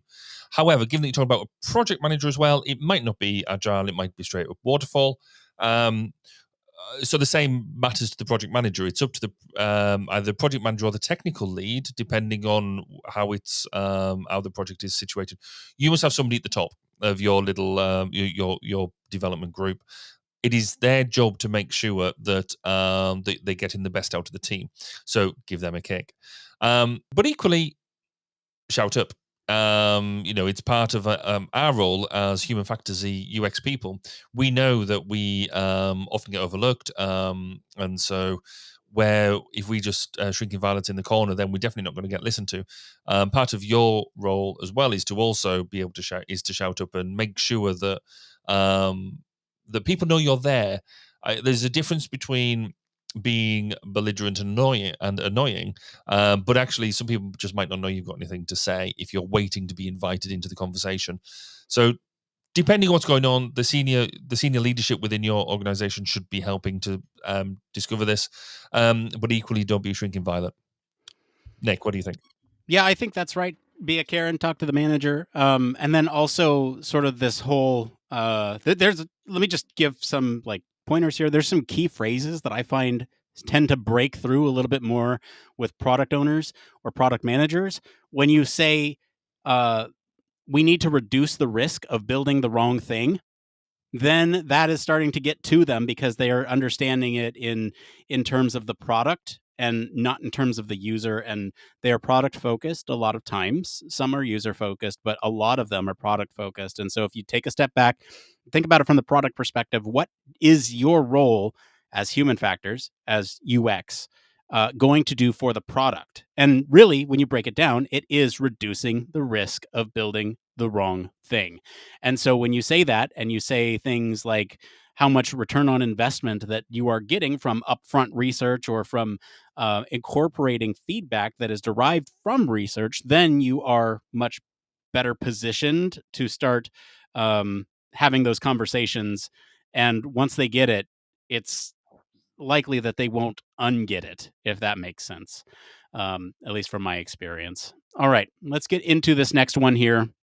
This one I thought was interesting, Barry, because we both have a perspective on this. So this one is by Apprehensive Ice 963 on the UX Research subreddit. UK researcher thinking about moving to USA job market. Let's see here. Do you have any insights on the US job market and advice for applying for roles as a UK-based researcher moving to the USA? Barry, what are your thoughts there? Don't go on. But I'd be keen to know how this works, though, just for interest's sake. I mean, I've got to be honest, I've got no idea. I've got no insights into the US job market, particularly. I do think it's one of these things that actually, if you can go and get experience from other places, it's like dipping your toe into different industries. I think there is a lot of value where if you can get yourself into an organization in the US, where there is a lot more people around you, so you can learn more and you can also share your experiences. I should imagine it'd be a fascinating adventure. Whether the job market is good for you, I have no idea. Nick, I'll give that straight over to you. Look, there's a lot of opportunities, and from what I understand, there's probably more opportunities here for that role than there would be over in the UK. And so for that aspect of it, you can start looking. And if it just so happens to align with your interests, then perhaps it's a good choice. But you have to remember that there's some distinct differences between the US and the UK. We get paid so much more because we don't have things like free healthcare. And so like that's a Look, and dental and yeah, exactly. We got to pay for all that out of pocket. And so or with insurance, and it's just a different game, and cost of living is different too. So take all that into consideration. I would say that if you are seriously considering moving to the US, it is much more than just a job market thing. You're going to want to look at like the social um, components of it, because you won't just move to the US. In the UK, a lot of places are walkable, and here, not a lot of places are walkable. So you'll need a car. You'll need a place to live. So like there's all these other things that just do your research. If you are a researcher, you know how to do that. There's a lot of cultural differences that you might not immediately think about when you're just like, oh, I want to go and try the job market in another country. I know that can be dismissive of saying that you haven't thought about these things, but there are a lot of them from those who I have known to go to a different country to do something else. There's a lot more than they thought there was. So maybe talk to somebody who's done it. That'd be my advice. Okay, let's get into this last one here. This one's on the Human Factors subreddit. We always like these. By Dazzling Fun 7172, Space Industry Advice. As a human factors engineer at a space defense company, I want to transition to the space industry and work on crewed space systems. I need advice on improving my resume to make it attractive to the space industry. Also, if anyone has experience with fully remote human factors work in aerospace, I would appreciate your insights. Thank you. All right, Barry, what do you think? How do you gear your resume, your experience? How do you tailor it to space? And what about so, working remotely in that sector? so I work in space at the moment, and I work remotely. Generally it's fine. I don't work on crewed. I work on uncrewed. And I think that's the first thing I would highlight is crewed space is very specialist. There are a handful of places, I think, in the world that are truly looking at um, um, crude systems. So you've got your NASA, you've got your SpaceX, but you've got around the world as well, different ones. Most people at the moment are putting up payloads into space via satellite, or you put up satellites into space, and that still has a lot of human factors attitude, a lot of human factors interaction. Though actually, it is still very much a growing a new field that we consider how human factors integrate into the development of all these things, how they develop into the culture, the behavior, the processes, as well as the physical building and transition of payloads to go to launch. And then there's the command and control of it. So we have Earth-based control stations and that type of thing. So there's a lot of stuff that we do as human factors practitioners that does work in the unmanned space domain. The manned space domain itself is all the people I met are all hyper specialists. You've got a few generalists, but actually there's a lot of very highly specialized people within very narrow fields of knowledge, and some of that is really really good and fascinating and brilliant. So getting yourself up on some of that stuff. So I would say, good if you can, a decent knowledge of aerospace helps. And different domains where safety critical is key. So you could be oil and gas, you could be medical to a certain extent. Maritime, submarines we've already mentioned, is sort of analogous stuff that you could get experience on. and there's loads of different types of craft that go up and that do very, very different things as well. So I would suggest, if you want to get into space, don't necessarily focus on the crude side unless you've got a real opportunity or a real reason to jump straight in that. Think about space in its widest sense. And I guess a real tip at the moment that I only picked up a couple of days ago really is data interpretation. There's so much data coming down from space-based systems now. What do we actually do with it? How do we engage with it? And how do we visualize that sort of stuff is also some of the big challenges that we've got right now. I'll shut up. Nick, what do you think?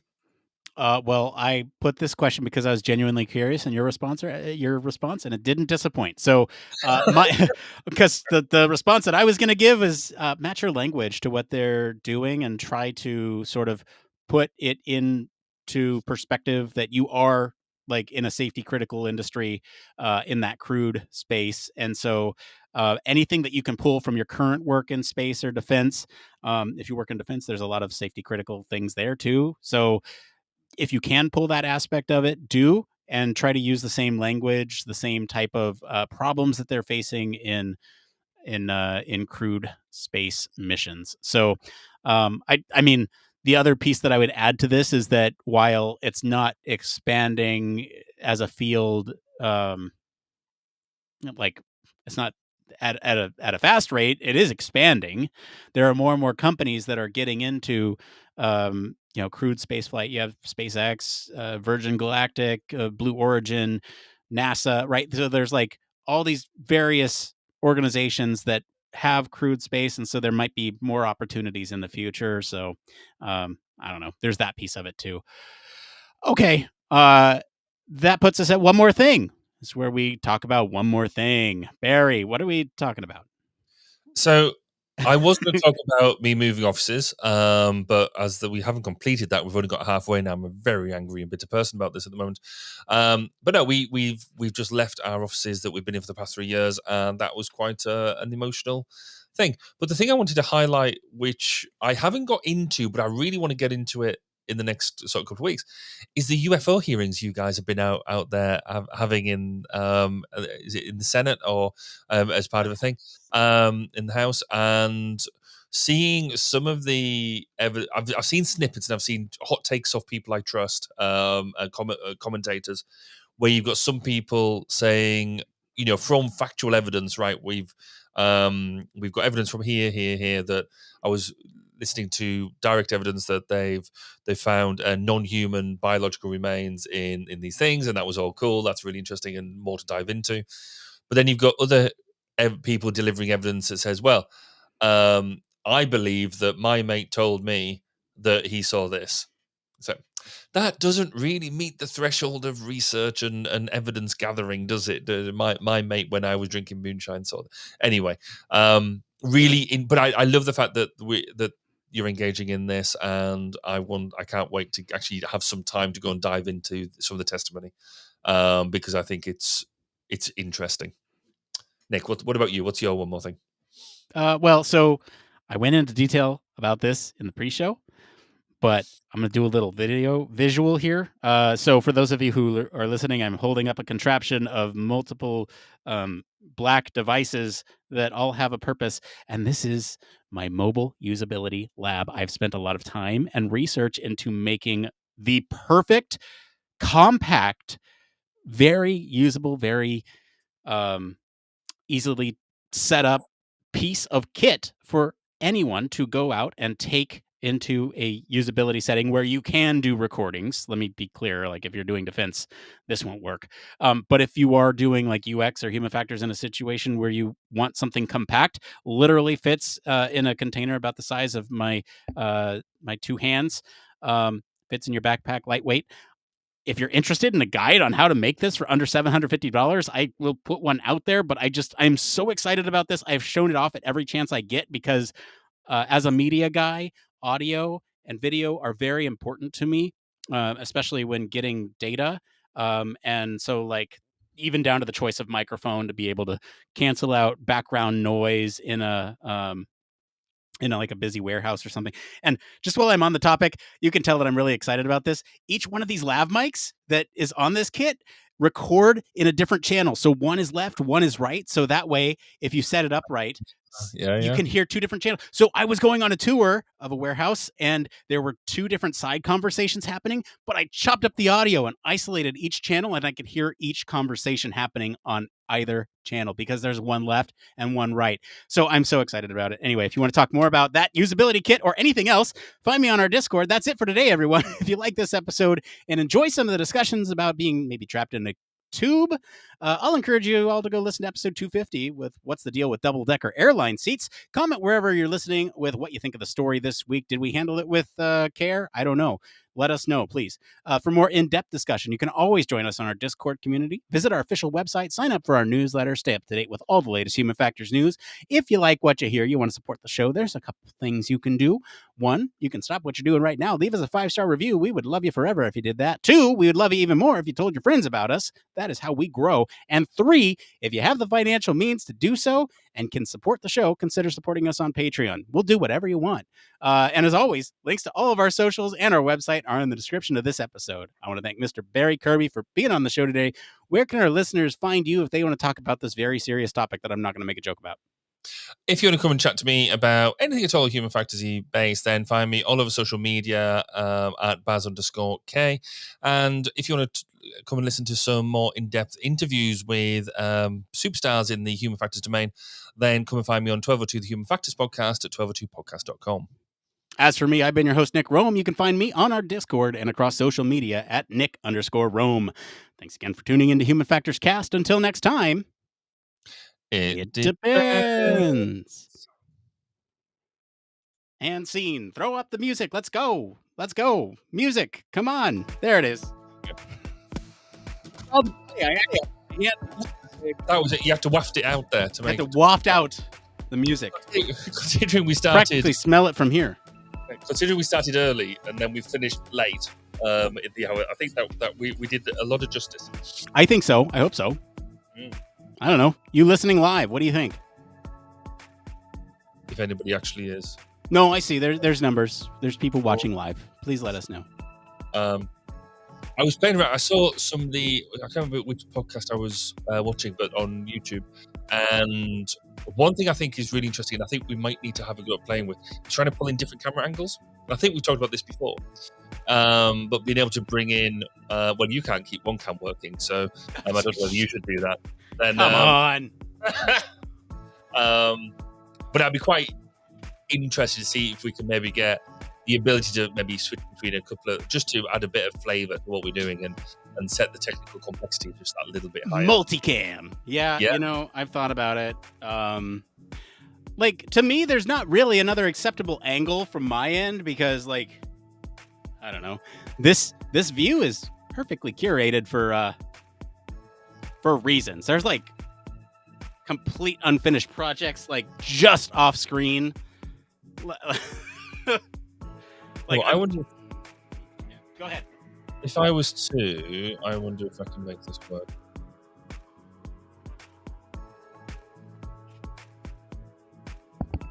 I wonder whether it's. It might just. This might just break everything. Is it doing it? Oh, I think. Yeah, right. So it won't do that camera. That's fine. Let's do that camera.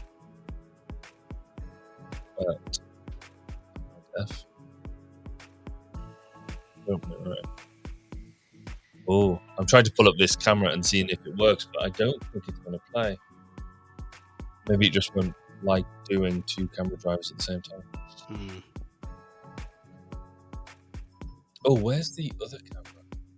That's interesting. Anyway, okay, that's not going to work. I'm not going to do that. Well, this is a different. So you can share a video. You must be able to, because I noticed now you can get an app for the Elgato Cam that allows you to use your phone as a source through the same feed as your Elgato feed, which is clever. But every time I try to get it to work, it doesn't, because it uses Wi-Fi to join to the computer. And because my computer is connected by hardwire, I think it struggles. First world problems. But I could set up another cam in here. I'm not buying another one of these cams because they're really expensive. But have you noticed also they bought out a new Elgato cam? Did I notice? No, I did not. They're really expensive, and they're pro versions and stuff. You're like, but I need them things. I think if I was to buy them now, though, I think people would have people within my my household would have a fit. So, well, I know there's a way to get GoPros as a media source. So I'm trying to.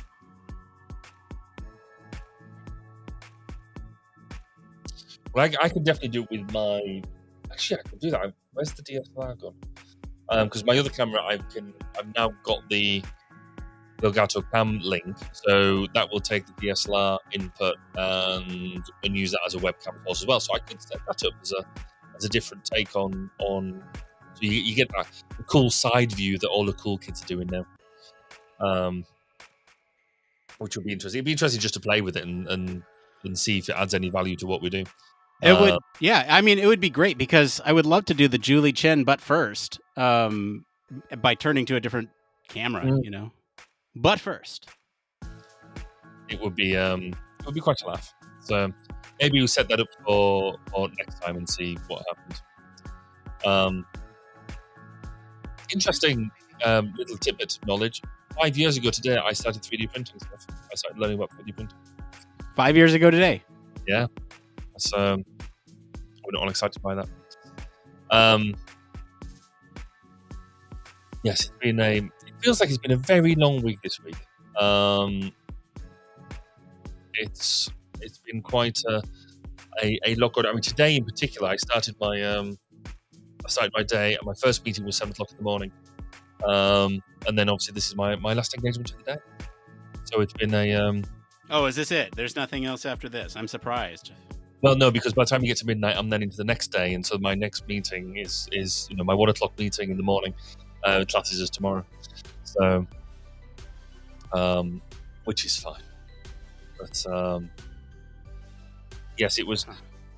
I mean, yes, moving from our offices today has been, especially as I could actually be there. The rest of the team were sorting out the move out because I was back to back with meetings and stuff. Has been a weird thing, but on the plus side, the people who we shared offices with, the company called Vindico, they had a really cool event last Friday where they've taken on sponsorship of a local ice hockey team. Oh, that's cool. Particularly the stadium that they're in. So they've taken over sponsorship of the venue, and what is really cool is seeing your mate's business logo up in what must be about 50-foot high letters on the side of a stadium lit up. It's just so impressive.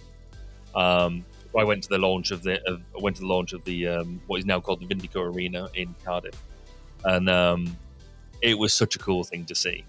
It's just a real triumph of branding, and then you see some of the videos afterwards. They've had a drone footage of it, like sort of in the daytime and the nighttime and all this sort of stuff.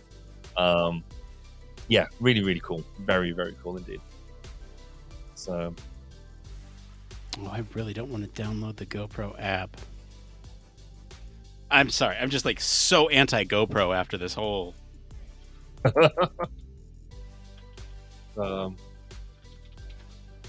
It's just been very frustrating to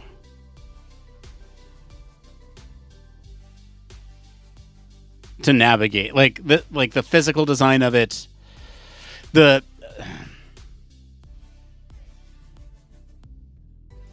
way it handles file. Okay, so here I go. Like I am in my quest to perfect this setup, which is why I'm like not recording. Like, okay, shoot, I feel like I'm on and on and on about this, but here's the thing. This is very compact. Okay, this is a camera. It's very compact. It records, it does the job. The problem is the design, and sorry, that was my fault.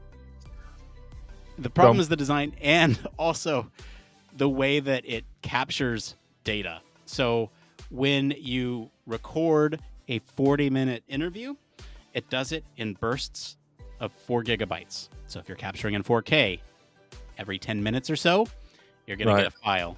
Now, when you come back to look at that interview later, you're getting multiple files, and you have to stitch those files together to get the full picture, which is just terrible. It's terrible. And part of the reason why it's not sustainable for long-term recording, unless you have a dedicated solution. So, to get around that, that's why I have the audio thing clipped on here, so that way you get the full audio, one file, no problems. And then if you need to record something video so it doesn't overheat or anything, you have the GoPro there as well. Anyway, I'm done talking about this. Not really, but you can talk to me on Discord about it, because I just... It'd be interesting to see if, because I've got a couple of, let's say, cheap GoPro copies, which are like super cheap for what they're doing. I wonder whether you could make a similar setup using cheaper things to make that to come up with the same effect. Because the one thing I do like about these cheap little cameras I've got is they do record in one file. Now the downside of that is that, and it's only restricted by the size of the memory card you put in. But equally, they're not as robust. If you want them waterproof, for example, then you have to put massive gel cases around them and things like that, and that's just not cool. If you want a nice little mounting on them, then again you have to put this big cumbersome case on it. Right. But I do like the media mod because it has the cold shoe mounts, and so like I can actually take this, this recorder and put it there. And that's the other nice thing that I like about cold shoe is that like I can actually just take this off, and if I don't need video on a trip, I just take this with me, and that's it. That's it. And I got my lav mic up at the top there, and it has a nice place for it. And I got like a little mount, and this little bit at the back almost feels like a pop socket in some ways. It is very cool. So, do you want me to show you this bit of video of this launch I went to? Because I think yes, right. I think I can make this work. If I did, I would love to see that. If I share that, you switch on. Do you want me to push it up? All right, here we go. Yeah. So if I do that, whoa! So this is, I mean, how cool is that to have your company logo that big? Look, there's me in the blue suit. That's my back. Wow, that's you. Look at that. That was me. But what a fantastic night it was.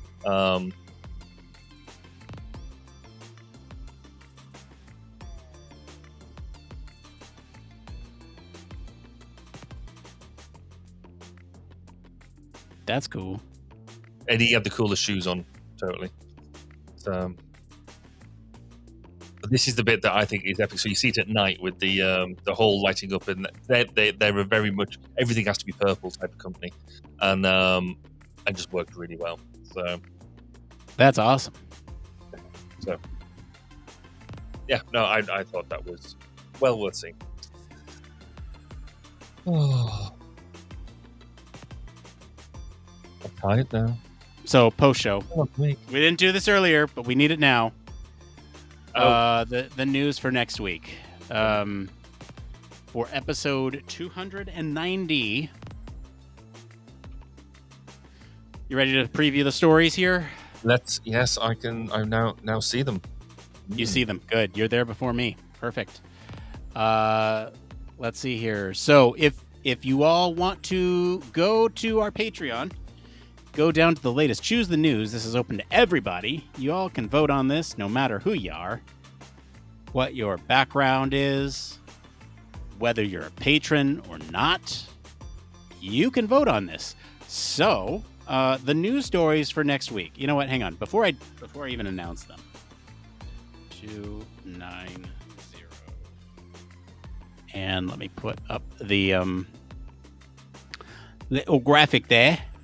And put up the little graphic. Where is it? Is it that one? 26. That's it. Okay, so let me grab that. And we're gonna change the graphic, and then we're gonna go there, and then we're gonna just hang on. I got a scanny thing for y'all. Here you go, scanny thing. Scan that little number there. and you will be taken directly to where you can vote on our news story for next week. So please do that, and we will go through the stories as you all navigate to that website. So the news stories for next week, we have, starting from the top, we have psychology study reveals goal-oriented rewards as key factors in decision-making. So a decision-making story. Let's see here. I'll wait till we go through all of them before I give my... Okay, yeah. Thank you. My opinion. Thank you for holding your thoughts. Human factors in burnout and the adoption in medical devices. And then the last story we could possibly do is, how does the design of our cities influence our driving decisions and emotions? So instead of hostile design, we're talking about sort of the driving decisions and our emotions. So, for what it's worth, and I know that people do like to vote just to challenge me.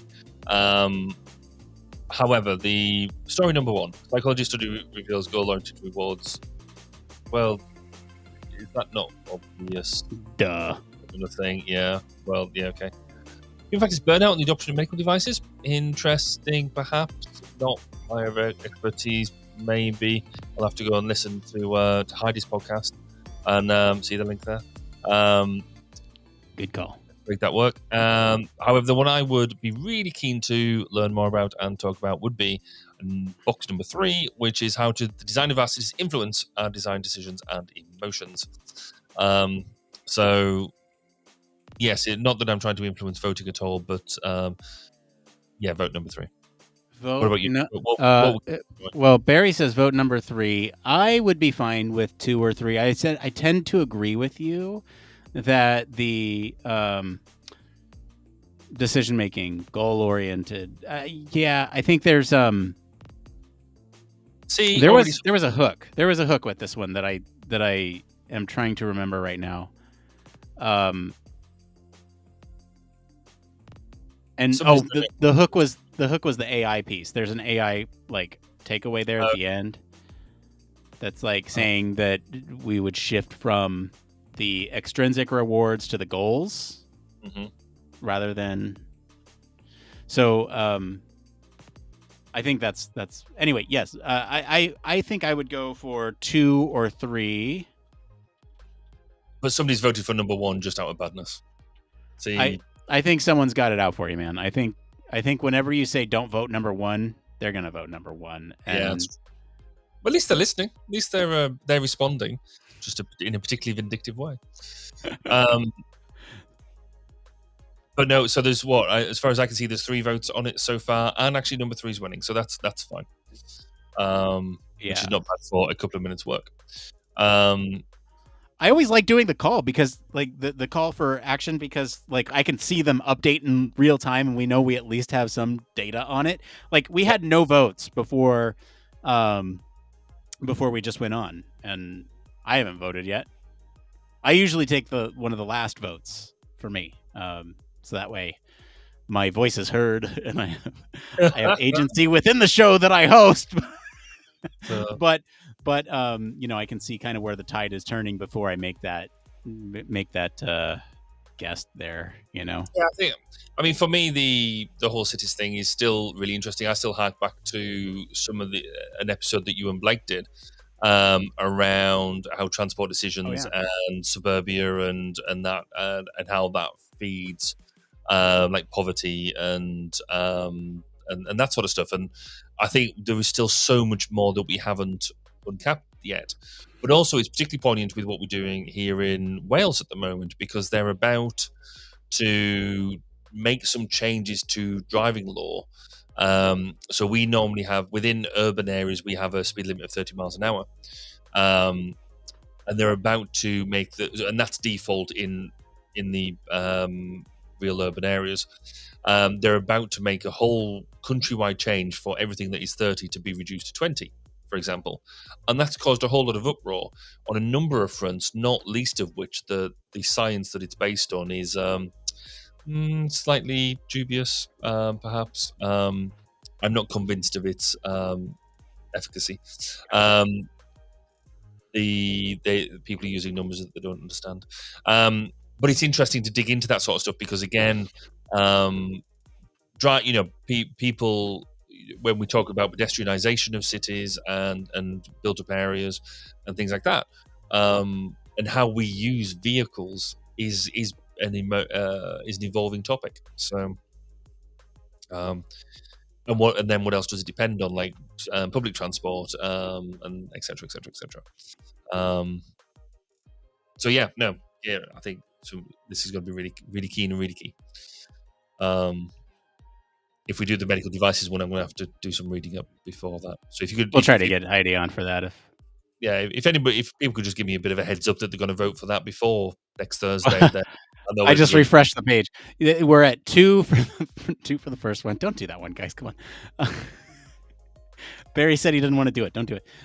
2 for the first one, 2 for the second one, which was the human factors in medical devices, and then the third story, the one that you're plugging quite heavily, is at 3 votes. So somebody's listening to you. Somebody wants you to give you a break, but somebody else is trying to give you a hard time. So, well, to be fair, as you just pointed out, actually, if you do number 2, then I get a week off next week because Heidi can do it because she knows what she's talking about.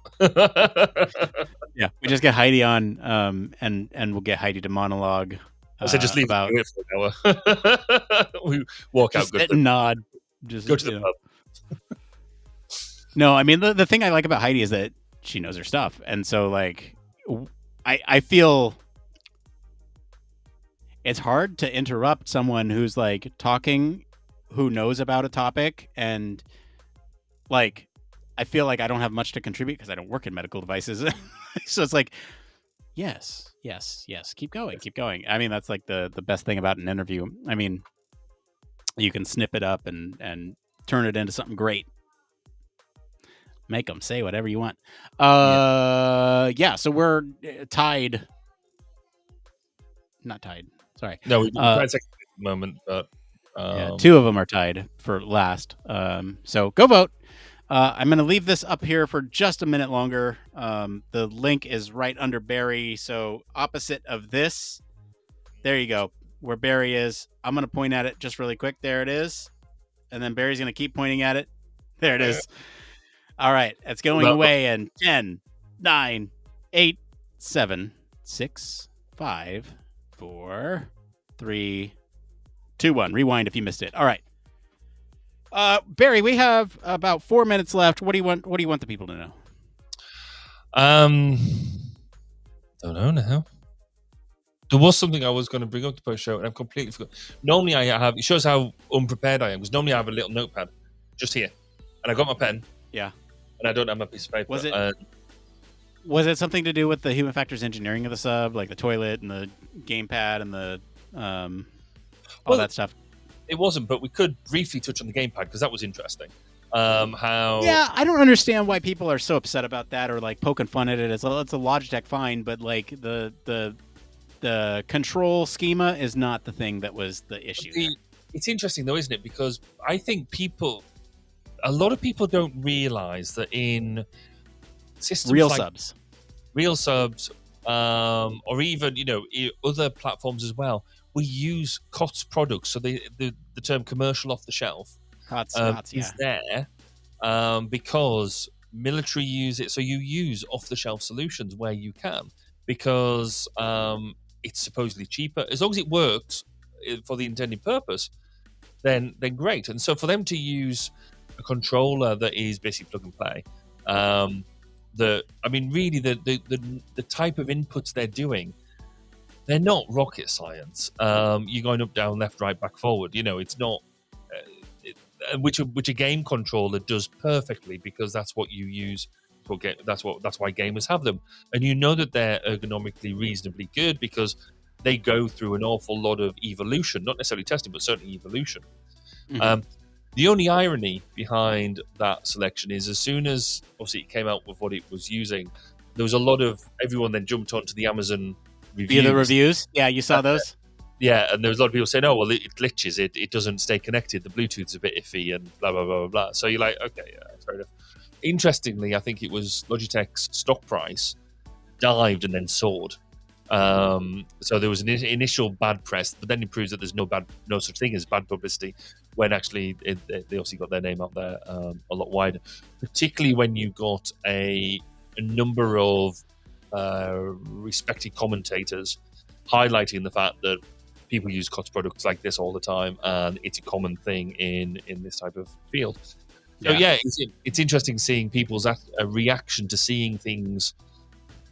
Because I think we talked about this sort of stuff before, but games like Call of Duty, Modern Warfare, all them sort of things, the defense, so the respective forces, the military of the US and the UK and others around the world are actually very keen on people playing Modern Warfare, Call of Duty, all of these sort of things, and them being hyper realistic, for the simple reason that when people come to sign up and join up, some of their training is already done. They already recognize the need for carrying a long a rifle and a sidearm, and you have to have a tacit appreciation of camouflage and communications and tactics and and when you sort of say that to people, so I do obviously a bunch of lectures around the application of human factors, and I try and go into some of the things you maybe haven't thought about.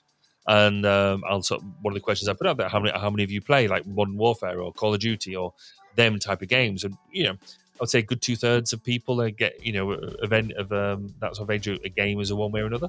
So most have put their hands up, and so when you do realise that you're subliminally, effectively going through military training without even knowing it, and because the hyper realism is strongly encouraged. It's interesting seeing that stuff. People realise that this sort of stuff works like that. Some fantastic reviews on the Logitech 710 F710 gamepad. I mean, there's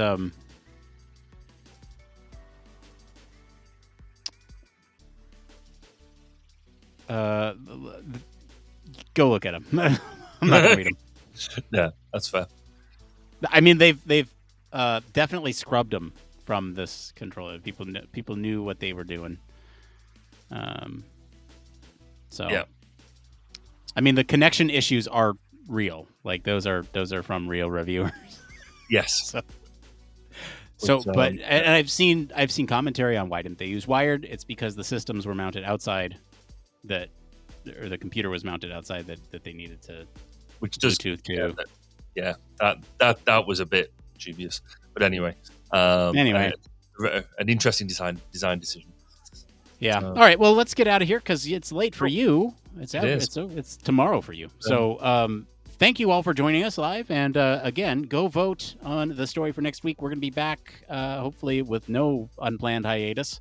That was a little bit of error on my part. Thought I could make it. Burned out. So we'll see you next week. And thank you for joining us. And we'll see you then. Bye, everybody. Bye. Bye. Bye. Where's the button? Where's the button? The button's there. Are you tired of boring lectures and textbooks on human factors and UX?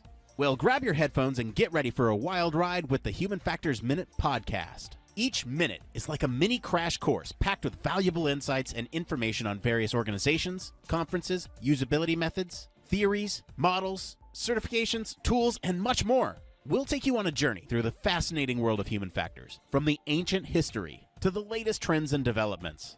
Listen in as we explore the field and discover new ways to enhance the user experience. From the Think Aloud protocol to the critical incident technique, focus groups, iterative design, we'll make sure that you're the smartest person in the room. Tune in on the 10th, the 20th, and the last day of every month for a new and interesting tidbit related to human factors. Don't miss out on the Human Factors Minute podcast, your ultimate source for all things human factors. Human Factors Cast brings you the best in human factors news, interviews, conference coverage, and overall fun conversations into each and every episode we produce. But we can't do it without you. The Human Factors Cast network is 100% listener supported. All the funds that go into running the show come from our listeners. Our patrons are our priority, and we want to ensure we're giving back to you for supporting us.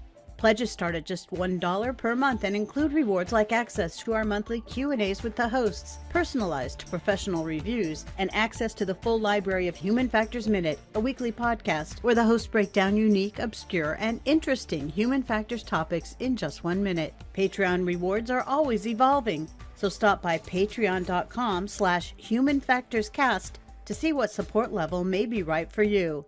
Thank you,